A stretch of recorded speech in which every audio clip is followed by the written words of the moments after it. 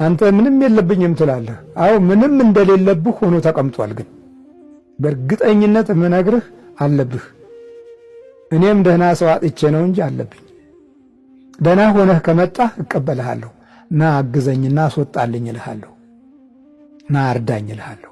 በጸጋው እየተከላከልኩ ነው እንጂ የለብኝም ማለት አልችልም። ጠላት አለብኝ።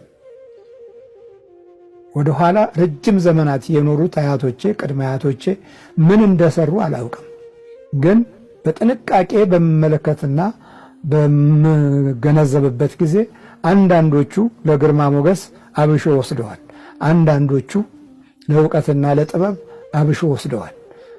አንዳንዶቹ ይህንን ተቃውመው በመንፈሳዊ ድል አሸንፈው መንፈሳዊ ተስፋን እኔ እስካለሁበት ጊዜ ድረስ አድርሰዋል። እግዚአብሔር ስሙ የተመሰገነ። እኔ ያስኩት ይህንን የመናፍስቱን ትግል ከታገሉት አባቶች በኩል ያለውን የመረጥኩት።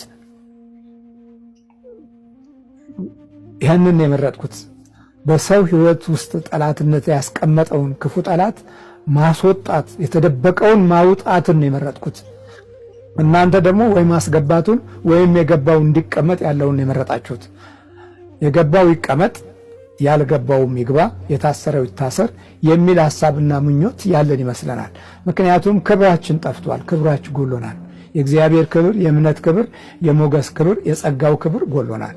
በቅርብ ሰሞን ውስጥ በማህበር ከተደራጁ እና ካደራጁ አካል ውስጥ ሰማሁ። ሲያሳድዱን ከነበሩ ወገኖች አንዱ ስለ መናፍስት ጉዳት መማር አለብን ሲል ሰማሁኝ።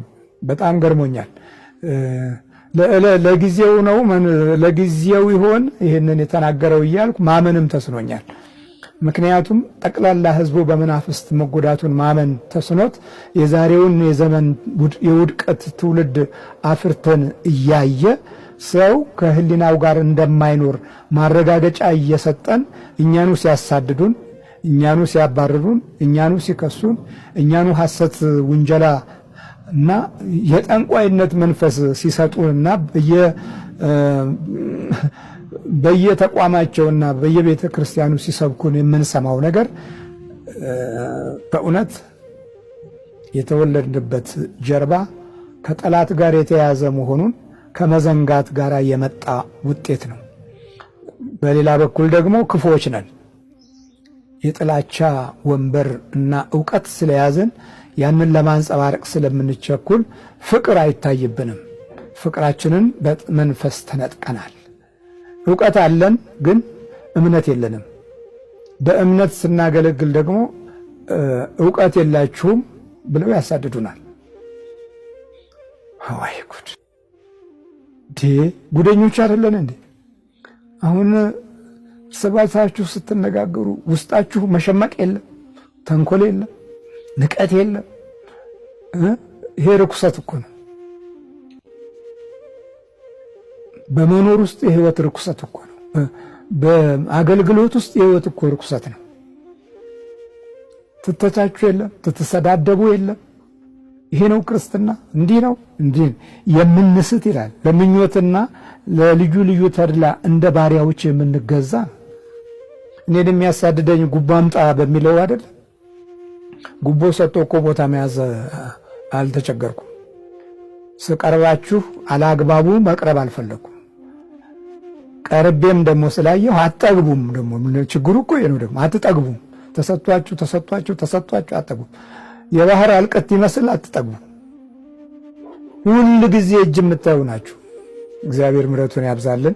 የመንፈስ ስቃይ ሌሎች ላይ በደረሰበት ልክ ልጆቻችን ላይ እስኪደርስ የምንጠብቅ ዛሬም ልጆቻችን ላይ ደርሰው ፈዘው ደንግዘው በተለያየ አይነት ህይወታቸው በመናፍስት ሱስ ተጠምደው የዲያብሎስ አጋዥነት ባለበት ምኞት ውስጥ ወድቀው ሲባዘኑ ከህይወታቸው ተጣልተው ከቤተሰብ ሲጣሉ ከኑሯቸው ከጊዜያቸው ከተስፋቸው ሳይገናኙ የምናያቸውና የምናሳድጋቸው ትውልዶች ራሳችን ያመጣ ነው፣ ባለማስተዋል ያካበት ነው የጥፋት መንገድና ጊዜና ዘመንን ለዲያብሎስ ሰጥተን ተኝተን ያመጣ ነው ውድቀት ነው። እግዚአብሔር ምሕረቱን ያብዛልን። አናስተውልም። ስለዚህ እኛ ደግሞ አስቀድመን የማናስተውል ነበርን፣ አሁንም ነን። ቡዳ በልቷት ስትጮህ እንቀልዳለን።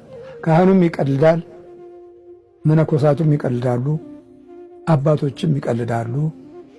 አይነ ጥላ ሲያርገፈግፈውና ሲያሰቃየው ይቀልዳሉ። እኛ በህይወት ጉዳት ውስጥ ገብተን ከመናፍስቱ ጋር መከራችንን ስናይ በርታ አይዞህ የሚል አባት መጥፋቱ የተቀመጥንበት ወንበር የወጣንበት ስልጣንና ማዕረግ ክፉ ጫና ያለበት በአይነ ጥላ ግርዶሽ የተጋረደ ኃይል ያለው ነው። ኃይሉ ጥፋት ነው። ኃይላችን ምቀኝነትን ለማጎልበት ጥፋትን ለማበረታታት እድለኞች ነን። በዚህ ክፉ ሁኔታ ውስጥ እንድንገባ ጊዜው፣ ዘመኑ፣ ወንበሩ፣ ማዕረጉ ረድቶናል። እግዚአብሔር ይማረን።